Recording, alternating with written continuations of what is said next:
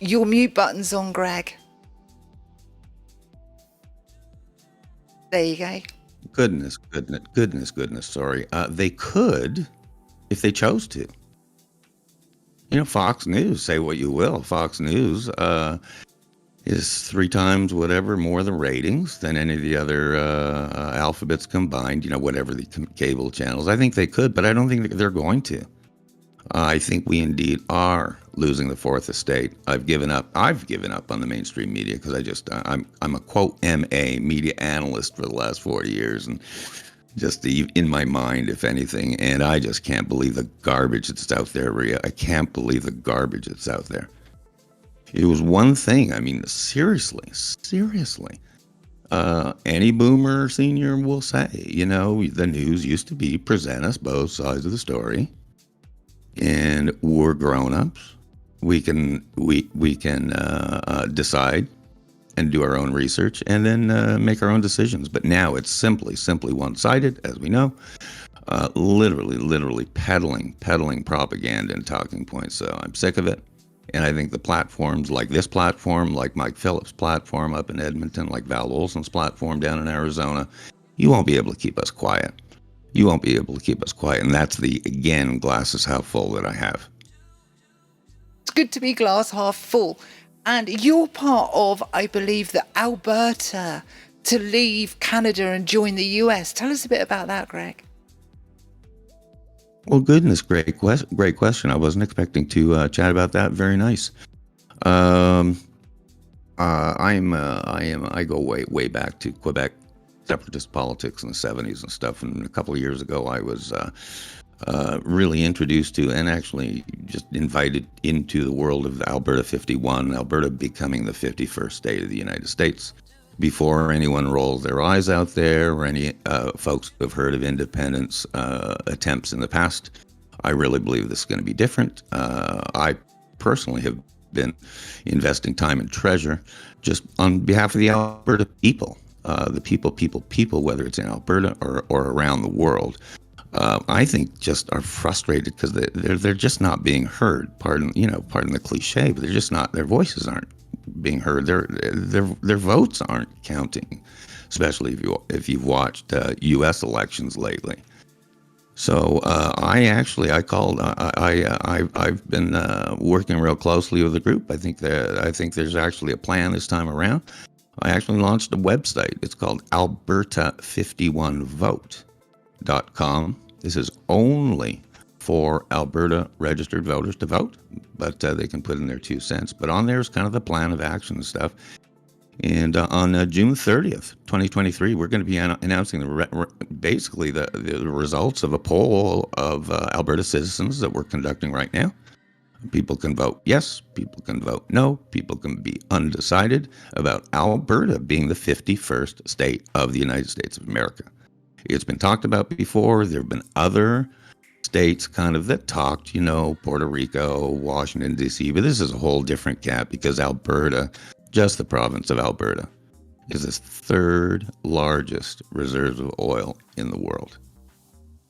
So it's a very big chat, and I think people might be surprised come June with some of the results and some of the reactions. So that indeed, that's alberta51vote.com.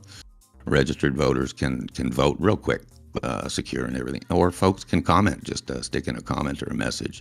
We're getting comments and messages from around the world. Can you imagine that? So anyhow, I'm real thrilled about that, and thanks for asking.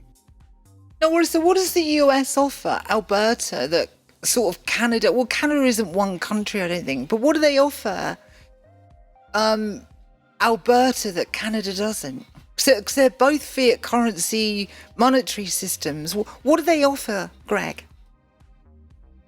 It's interesting. Boy, you almost have ESP here. I just posted on the site. The benefits, the benefits to Albertans, and it's just unbelievable.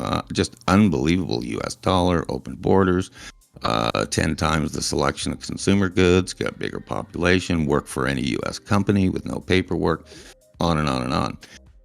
Incredible healthcare, because you have zero deductible healthcare because there's so much money's out there. But There's a lot of monies out there in the world, including Alberta, but benefits to the U.S.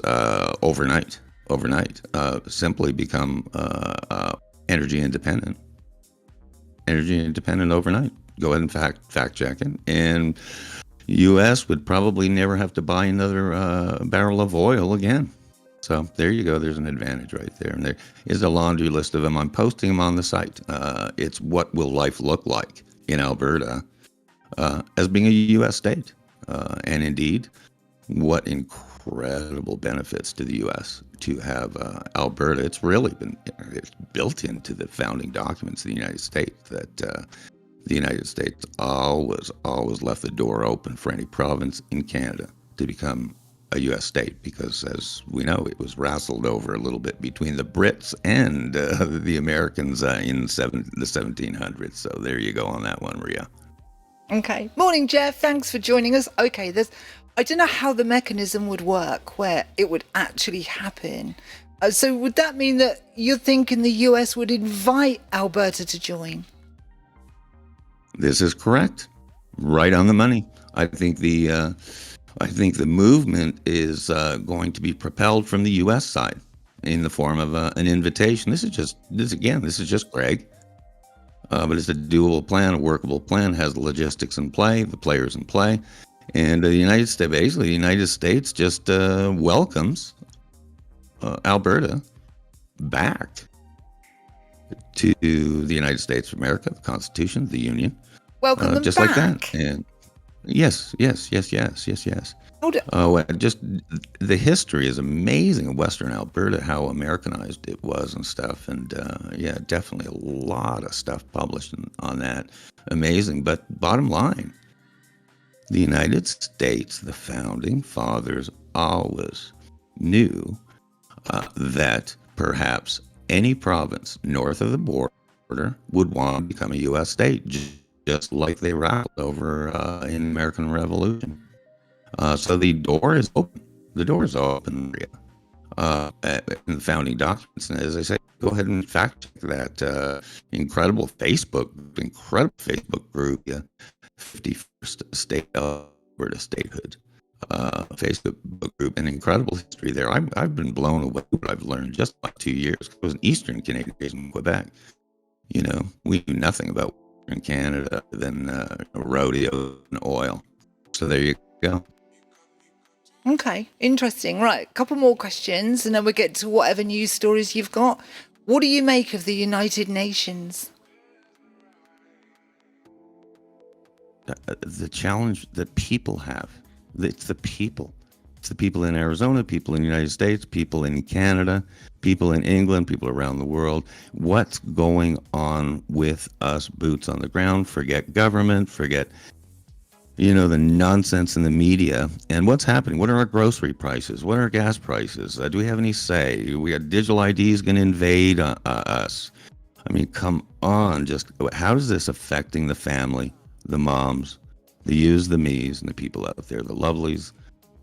How's it affecting us? And can we do anything about it?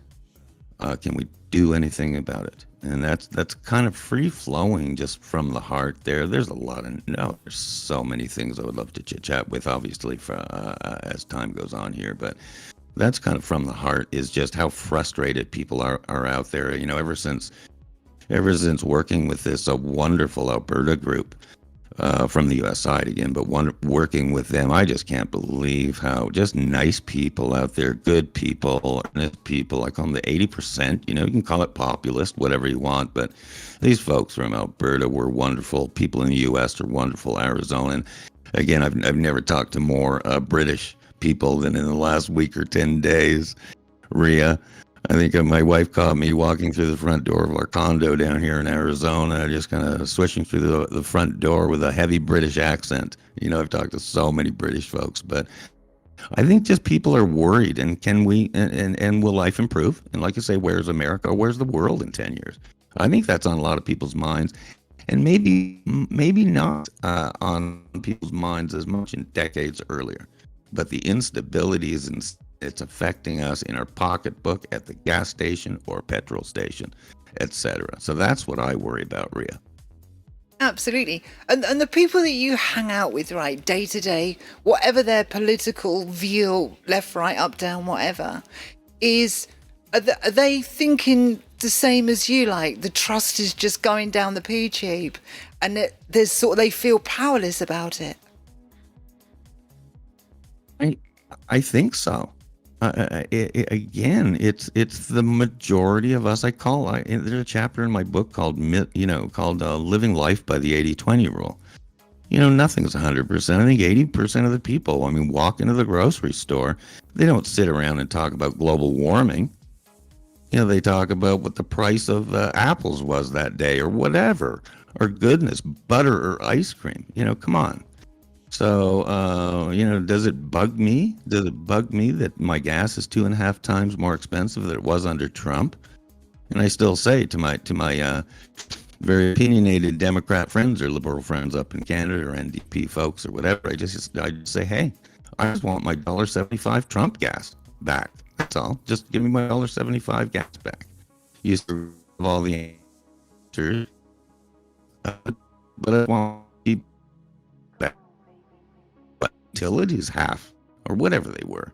So there you go. There you go. Boots on the ground. So anything else on your, otherwise I'm going to keep jumping in the driver's seat and leading it. Do you want to lead with anything, Greg?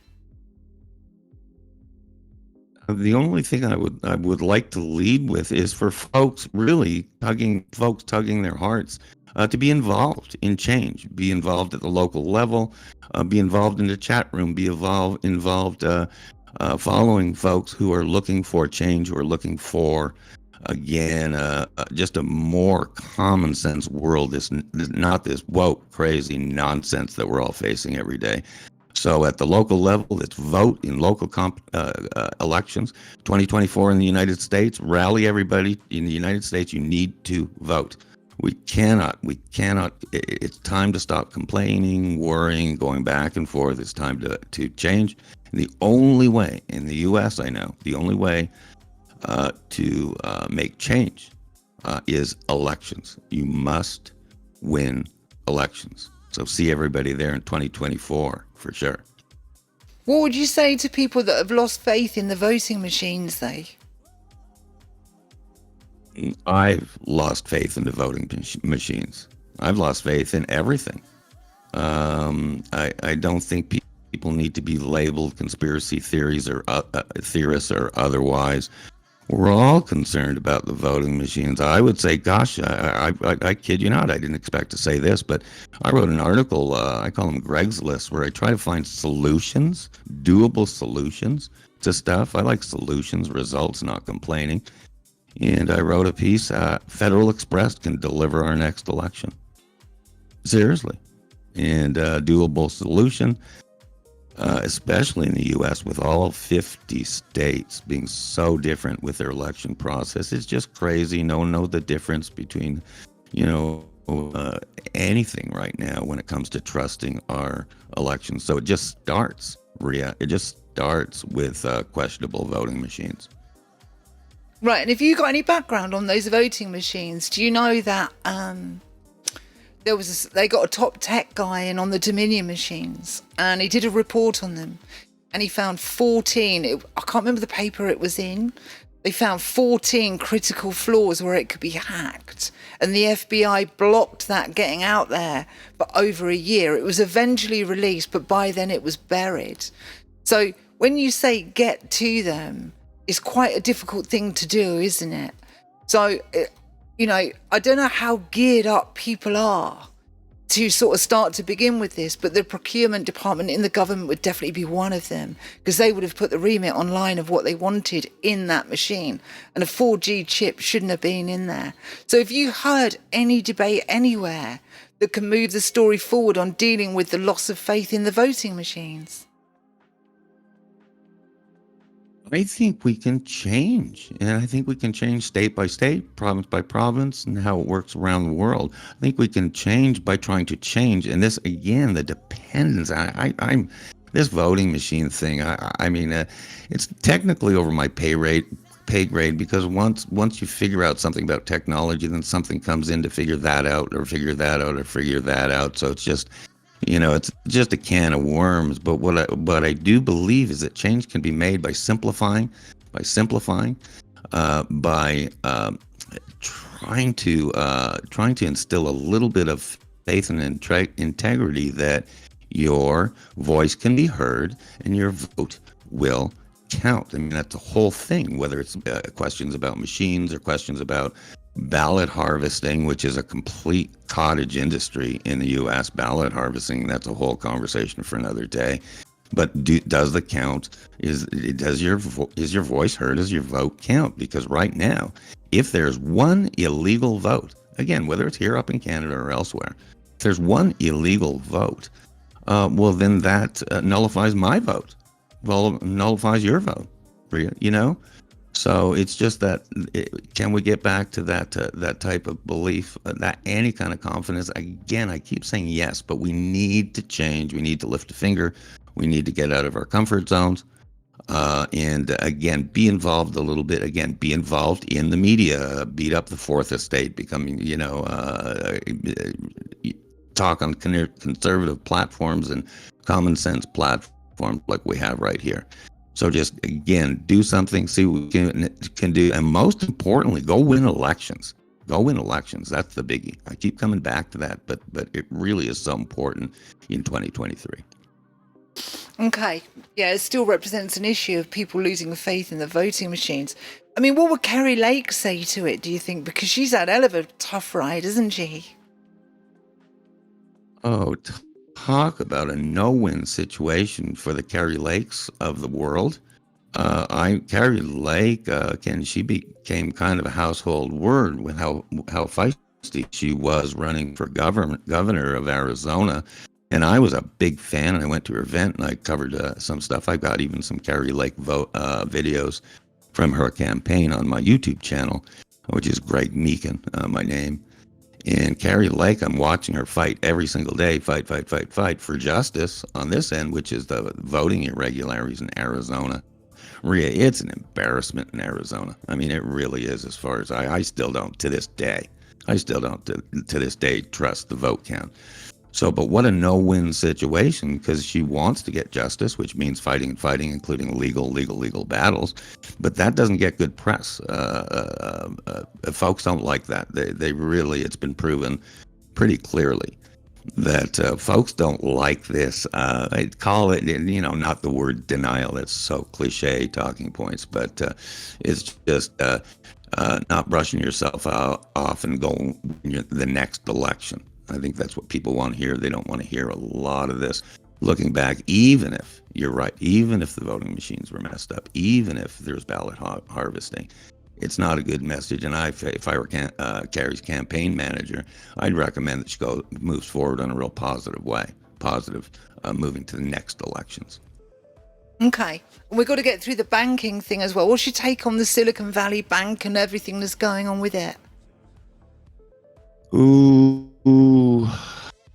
that's the scariest thing, that a lot of people, they think they know, but they don't. That 186 number, Rea, of banks in trouble is a scary one to me. This one in California really leveraged on high-risk stuff. Lots of money, way over the 250,000 FDIC guarantee, and it makes me sick. It makes me sick to think of taxpayers' money in any way going to bail out them or anyone else. That started with, in 2008, as in the Obama world, with a big, I call it drunken sailor spending with bailout monies. We got to stop this. So that bank, I think, is just, sadly, is just the first red flag to what might be a very rocky year or two here. And I'm being asked questions from my readers and listeners lately that I haven't heard maybe ever. Not even in the depressing Carter days in the 70s, people are saying, hey, Greg, should we withdraw our cash out of banks? Should we, kind of give up on the system a little bit? And I'm saying I never heard conversations like that before, questions like that. So unfortunately, Rea, I think we're going to be down a real slippery slope and a rocky road here. And if I see taxpayers' money put into this to to bail it out in any kind of a consistent way. Because then when does that stop, right? When does that stop? I just want to throw up watching it. So just as long as somehow, some way, the citizens or the taxpayers can be protected, which is my big concern on these banks. Once again, it gets back to the people. Always the people. This thing's only going to change from the bottom up, for sure. I think you make some good points. I mean, the problem is the accountability side, isn't it?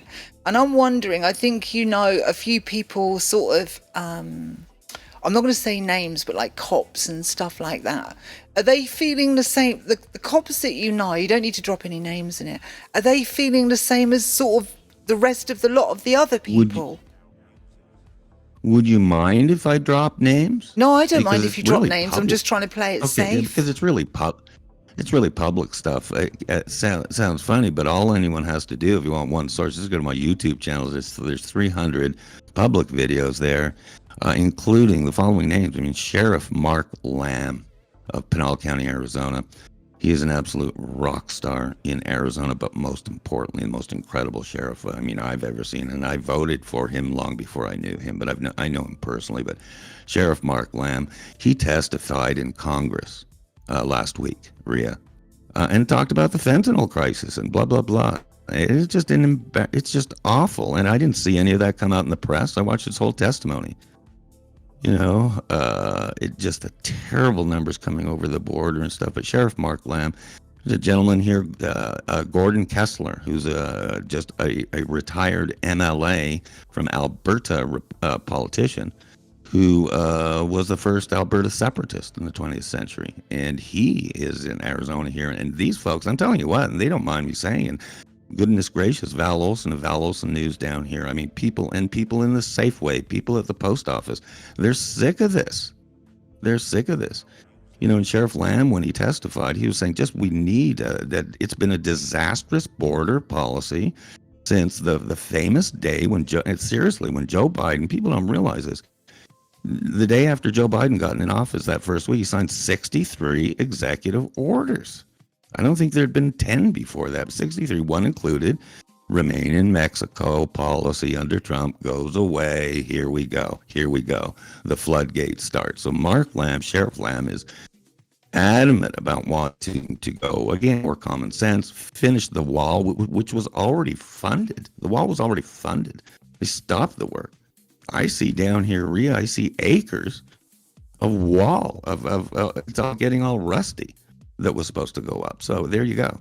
They didn't want to spend $5 billion to finish the wall, but they'll spend $110 billion to Ukraine. Gordon Kessler is looking to Alberta 51, do anything he can from the U.S. side. Val Olson is telling the news the way it should be. It's where new news gets its news. And again, everybody, including regular folks, Mike Phillip, our fellow friend, radio host extraordinaire in Edmonton and Alberta, is fabulous. And he also is trying to bring not only Alberta 51 and constitutionalism and the U.S., but also God back into our lives a little bit. So dropping a few names, people are sick of it, Rea, whether you see it in the press or not. They really are. So back to you on that one. So if you're over the mainstream media, where do you go to get informed on what's going on? I have a number of pretty consistent sources. Number one, private sources that I would never share, and I have a handful of folks that are, I call them circle of trust folks that I've known for anywhere from a few years to 20, 30, 40 years. I get a lot of my news from the inside folks. My brand, the first book I published was Secrets from the Inside. I just love secrets, and I think people love secrets from the inside. So that's where I start. And then, to be very honest, I'm a real viewer and analyst of Fox News. I'm not so much. There are other brands like the Newsmaxes and stuff, but not as much. Fox News is a go-to for me in a lot of ways. But I still peek in on other media for the most part. I'm not one of these guys who has a news feed of maybe just the Drudge Report or just the whatever over the years. I get a pretty consistent balance, but definitely leaning conservative. I love, and it sounds funny, people wouldn't say this on the air mostly, or maybe not even think of it, but one of my go-to people is Bill O'Reilly. And he has a daily podcast and stuff. Bill O'Reilly's most, forget politics, forget TV, forget being brash. He's the most underrated historian, I think, in history. I've read all of his books, starting with Killing Lincoln, the Killing series. Incredible. But Bill O'Reilly, to me, if I were stuck on a desert island, just pure news, and again, I've been analyzing, I've been critical of the press since the 70s. If I had to be on a desert island just getting my news from one source, it would be probably Bill O'Reilly.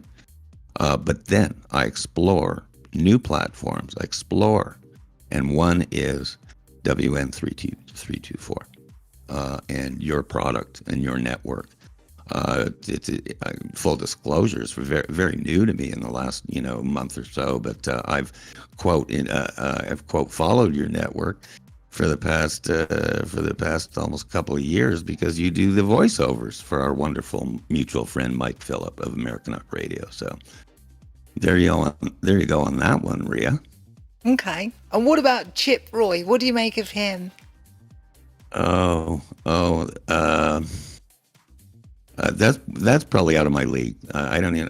There've been so many disputes at the state level like that. I don't know. I'd probably kick that back into your tennis court there on that one, Rea. Okay, no worries. All right, we're going to wrap it up. You've had your time. Right, is there anything you want to close out with? Any plugs you want to do or anything like that? Thanks so much for the opportunity. That first time through anything's the biggest challenge, but if you don't go through something the first time, you don't get the second time. Just reaching out once again to the lovelies in the chat, and that's what I still say. That's what it's all about, folks. I'm probably one of the least known authors anyone would ever know. I'm one of the few authors that, as of this moment, am not on Amazon by choice. Might be later in 2023, but folks can go to my website, which is my name. That's gregmeakin.com, which is GregMeakin.com. It's got some bio stuff on there about me, but most importantly, what I've been writing. I've been writing really assertively since the Trump escalator ride, but first article I ever did was in 1978 covering Pierre Elliott Trudeau in Hamilton, Ontario. Also, my YouTube channel is just a wealth of just kind of quick clips, a lot of radio clips, and I'm assuming, depending on sound, that a lot of this show will come up on clips. My YouTube channel, there's over 300 videos, way too much for folks to watch, but there's good stuff. Is Greg Meakin as well. That's GregMeakin. I thank you so much for this, Rea. I really do. And thanks so much for discussing the issues. And again, it's all about the lovelies. It's all about the people. And it's all about love. It is all about love. There you go, lovelies. There's Greg for you. Hope you enjoyed that. I'm just going to disconnect you, Greg, while I close out the show, as it were. Bear with me a second. And there's Greg. So that's Greg Meakin in from Arizona, giving it a test run, see how he gets on, see how you get on with it. Thank you so much, Greg. And if you're just tuning in, it's called Sunday Long Live Radio. We're live every Sunday of the year, 6 a.m. Eastern, 11 a.m. UK, 10 p.m. New South Wales. The clocks go back to normal. The clocks in the UK change, so it's a normal start time going on. Lovely's in the live chat. Thank you for joining us. I hope you enjoyed that. Someone said a midnight voice. It is quite a midnight voice he's got there, isn't it? It's kind of very laid back indeed. What else have we got? Steve B saying cheers. To Greg for coming on. One Stephen says, all have a good week and take care of yourselves. And you, One Stephen, thank you for joining us. What else have we got? Great show, Rea. Thank you, Tears in Canada. Frank Buck says, thanks. So long to you as well, my darling.